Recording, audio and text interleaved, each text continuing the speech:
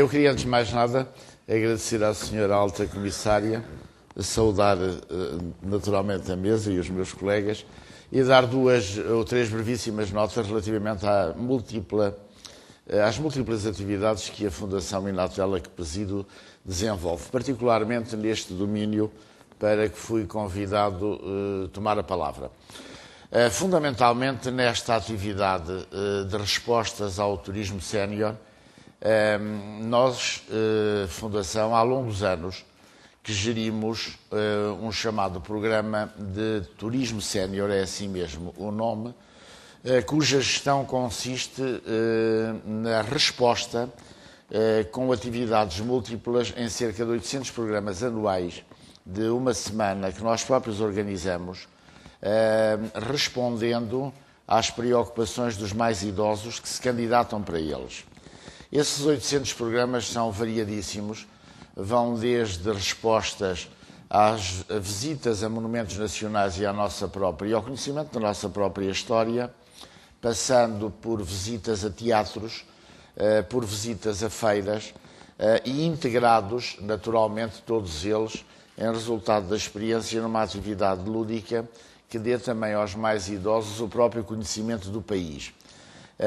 O Sr. Presidente referia bem que quase todos nós nos habituámos a ver os chamados autocarros do turismo sénior. Nesta gestão nós gerimos tudo. Há a ideia de que as pessoas vão apenas para as unidades empresariais que nós temos, cerca de 19 hotéis, de excelente qualidade, aliás, desde pousadas, estalagens até unidades de grande dimensão, passando por representações em todo o distrito. Há essa ideia errada.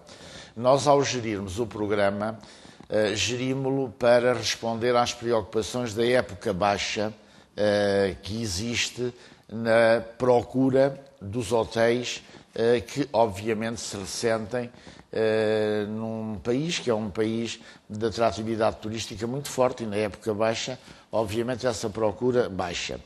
Apenas cerca de 17% dos idosos, são pessoas a partir dos 60 anos que se candidatam a estes programas, ocupam as nossas unidades. Tudo o resto é ocupado por unidades hoteleiras que se candidatam. Portanto, nós gerimos essas candidaturas, gerimos os concursos para os autocarros, para as refeições e por aí fora, numa atividade que levou a que este ano, fruto da crise, a União Europeia reconhecesse o mérito de tal forma que recomendou e universalizou aos países que dela fazem parte, aos 27, a ideia de desenvolverem este programa.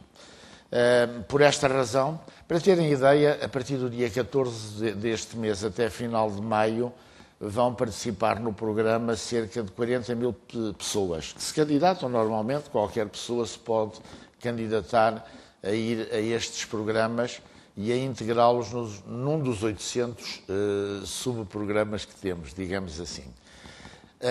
Eles estendem-se entre outubro a maio, portanto é o período da época baixa, mas não envolvem apenas o turismo sénior, envolvem também o chamado programa de saúde e termalismo, que é um programa que responde a preocupações ou preventivas ou curativas da saúde do ponto de vista das termas.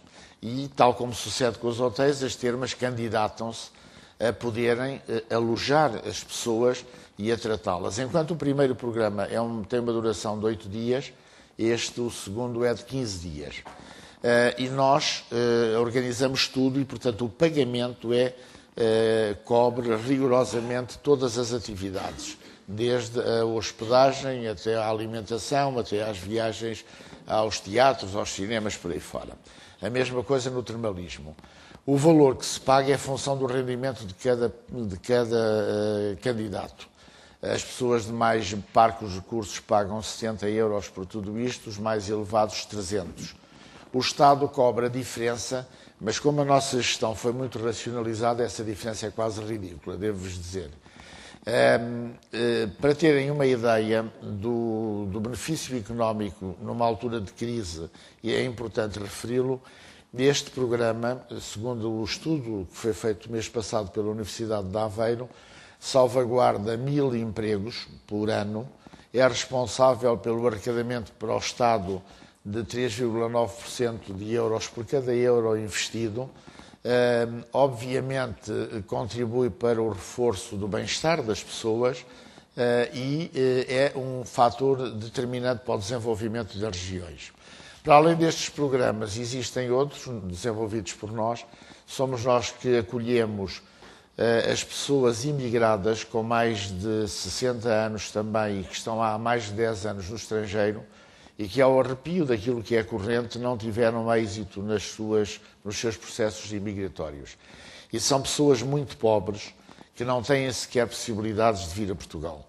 Fazemos isso 2 vezes por ano, agora em maio são cerca de 50 pessoas que vêm e em outubro outras tantas, em colaboração com a TAP e com as comunidades, e é tudo organizado por nós.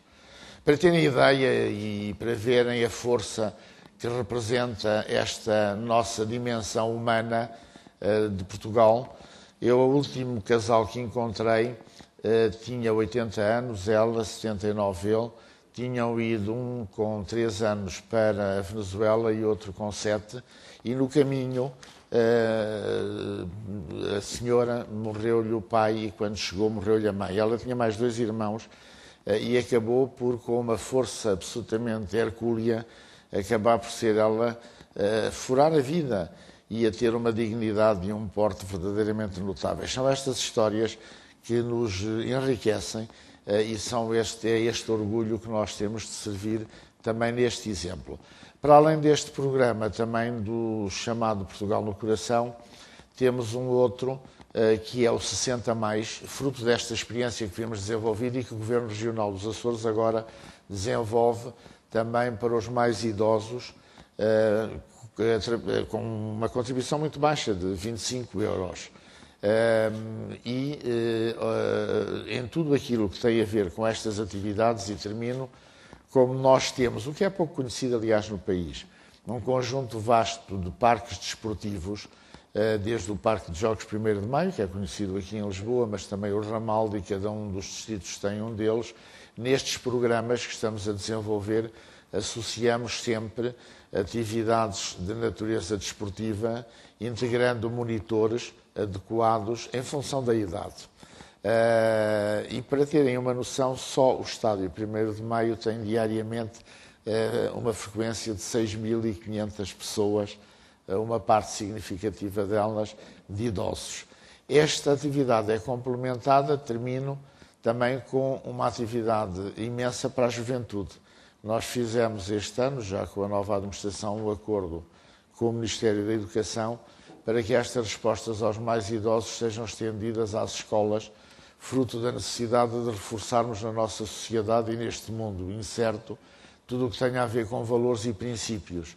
E o Ministério respondeu positivamente e vamos integrar, à semelhança do que sucede com os mais velhos, 5.000 jovens este ano, no período da época alta, neste caso no verão, por razões óbvias, para a juventude estar connosco e para, de acordo com os outros programas, termos também uma experiência de tipo novo. Tem à vossa disposição o Teatro da Trindade, passa a publicidade, que hoje tem uma peça verdadeiramente notável,